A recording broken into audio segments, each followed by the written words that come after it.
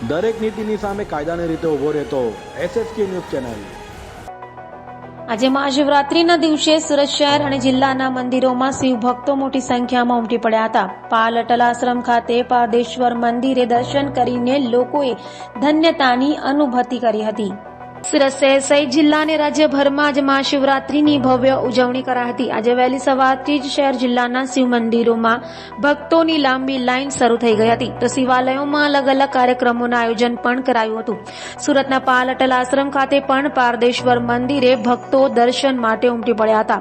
તો મહંતે કહ્યું કે સુરત શહેર અને જિલ્લામાં અનેક પૌરાણિક શિવ મંદિરો આવેલા છે। આજના દિવસે આ મંદિરોનું મહત્વ ભક્તો માટે અનેક ગણું વધી જાય છે। આ મંદિરમાં ધજારોહણ, વિવિધ પ્રકારના યજ્ઞ અને શ્લોક સ્તુતિ ઉપરાંત વિવિધ પ્રકારના પાઠ શરૂ થઈ ગયા હતા। અનેક શિવ મંદિરોમાં 4 પ્રહરની પૂજા વિધિ કરવામાં આવી હતી, તેમાં બ્રાહ્મણ સાથે અન્ય લોકો પણ જોડાયા હતા। અનિલભાઈ બિસ્કિટવાલા, પ્રમુખ સુરત શહેર ગણેશોત્સવ સમિતિ। આજે પાલ રોડ પર અટલ આશ્રમ શ્રી પારદેશ્વર મહાદેવ મંદિરના મહંત શ્રી બટુકગીરી ગિરનારજી મહારાજના સાનિધ્યમાં આ મહાશિવરાત્રિ ઉજવાઈ રહી છે। આ પારદેશ્વર મહાદેવનું એક વિશેષ મહત્વ એ છે કે અહીંયા 1751 કિલોનું પારદેશ્વર મહાદેવનું શિવલિંગ બનાવવામાં આવેલું છે અને એનું જે મૂળ છે, નાભી કહેવાય, જે આપની એ રીતે પાતાળ સુધી નાભીમાં એને પહોંચાડવામાં આવેલું છે। અને વિશેષ અહીંયા દરેક ભક્તોની કોઈ પણ ઈચ્છા હોય તે પરિપૂર્ણ થતી હોય છે। અને વિશેષ બાપુને એટલે યાદ કરવા પડે કે રાજકીય રીતે પણ બાપુ ખૂબ જ એક્ટિવ અને એકદમ ધાર્મિકતાથી એ પોતાની જોડાયેલા છે। 2014માં નરેન્દ્રભાઈ મોદીજી વડાપ્રધાન નહોતા બન્યા, પરંતુ તેઓએ 2014માં પહેલાં જ મહાશિવરાત્રિમાં નમો ઠંડાઈ કરીને સમગ્ર સુરતવાસીને બોલાવીને નમો ઠંડાઈનું વિતરણ કર્યું હતું અને ત્યારબાદ નરેન્દ્રભાઈ વડાપ્રધાનની સત્તા પર આરૂઢ થયા હતા। તો આપણને એકનું મહત્વ છે કે એવો જે ઈચ્છા પોતે રાખે છે તે પરિપૂર્ણ થતી હોય છે। તો દરેક ભક્તો પણ નરેન્દ્રભાઈ પર એમના ખાસ વિશેષ શુભેચ્છક છે। તો આવો આજે પારદેશ્વર મહાદેવ મંદિર દર્શન કરીને આપનું જીવન ધન્ય બનાવીએ। મહાશિવરાત્રિના પર્વનું મહત્વ શું છે આજે એ જણાવો અને આપનો પરિચય, આપની આશ્રમનો પરિચય। અટલ આશ્રમ પારદેશ્વર મહાદેવ 2351 કિલોનું પારદ શિવલિંગ।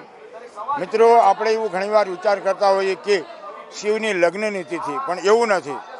શિવનું પ્રાગટ્ય, શિવલિંગની પૂજા આજે પ્રથમ દિવસે મહાશિવરાત્રિના દાડે થયેલી છે। ઘણા શાસ્ત્રોમાં, ઉપનિષદોમાં એવું લખેલું હોય છે, પણ એની આજના દિવસે શિવની લિંગની ઉત્પત્તિ થઈ છે, એટલે આપણે શિવલિંગની શિવ મહાપુરાણ અનુસાર આપણે શિવરાત્રિ મહાપર્વ મનાવીએ છીએ। આવો મિત્રો, અટલ આશ્રમ દ્વારા આજે ઠંડાઈ 1000 લીટરની ઠંડાઈ, તેમજ ભોજન પ્રસાદની વ્યવસ્થા, ફલાહારની વ્યવસ્થા, લઘુરુદ્ર યજ્ઞ, 4 પ્રહરની પૂજા, મધ્યરાત્રે 12 વાગે ઘીના કમલની પૂજા સાથે आओ एक पुष्पम एक बिल्लीपत्रम एक लोटा जल की धार वो दयालु રીજ કે દેતી ચંદ્રમૌલી ફરધાર। ધર્મ, અર્થ, કામ અને મોક્ષ મળે એવા સરળ પદાર્થો આપણે ભગવાનને અર્પણ કરી અને પૂરા વિશ્વમાં સુખ શાંતિ વધે એવી કામનાઓ કરીએ।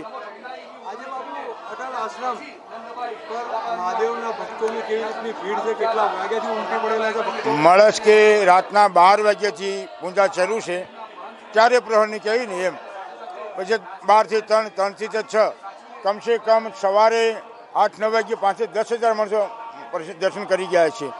અત્યારે સાંજ સુધીની અંદર કમસે કમ 60,000 થી 70,000 માણસ દર્શન કરી શકે અને 30-40,000 માણસ પ્રસાદ લઈ શકે એવી વ્યવસ્થા કરવામાં આવેલી છે। દરેક નીતિની સામે કાયદાની રીતે ઊભો રહેતો SSK ન્યૂઝ ચેનલ।